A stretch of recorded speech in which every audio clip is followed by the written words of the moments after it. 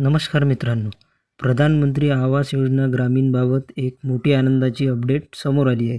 महाराष्ट्र शासनाने 22 मे 2026 रोजी नवीन शासन निर्णय जारी केला असून ग्रामीण भागातील घरकुल लाभार्थ्यांसाठी तब्बल 10,000 कोटी रुपयांचा निधी मंजूर करण्यात आला आहे. या निधीमध्ये केंद्र शासनाचा 6,000 कोटी रुपयांचा हिस्सा आणि राज्य शासनाचा 4,000 कोटी रुपयांचा हिस्सा समाविष्ट आहे. म्हणजेच आता ग्रामीण भागातील अनेक कुटुंबांना स्वतःच्या घराचे स्वप्न पूर्ण होण्याचा मार्ग मोकळा झाला आहे. शासन निर्णयानुसार हा निधी प्रधानमंत्री आवास योजना ग्रामीणच्या सर्वसाधारण घटक अंतर्गत वितरित करण्यात येणार आहे. केंद्र शासनाने महाराष्ट्र राज्यासाठी आधीच मदर सँक्शन करून असून त्यानंतर आता हा निधी जिल्हा आणि संबंधित यंत्रणांकडे वर्ग करण्यास मंजुरी देण्यात आली आहे.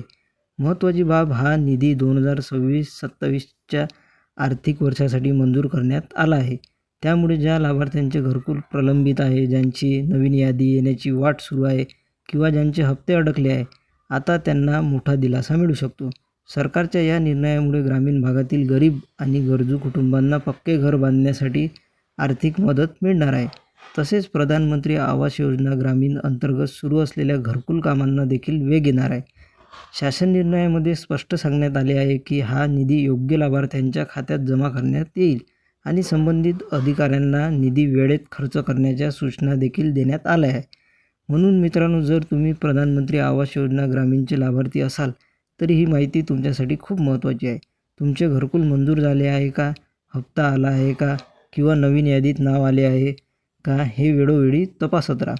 व्हिडिओ आवडला असेल तर लाईक करा, शेअर करा आणि अशाच महत्त्वाच्या शासन निर्णयाच्या अपडेटसाठी चॅनलला सबस्क्राईब करायला विसरू नका. धन्यवाद.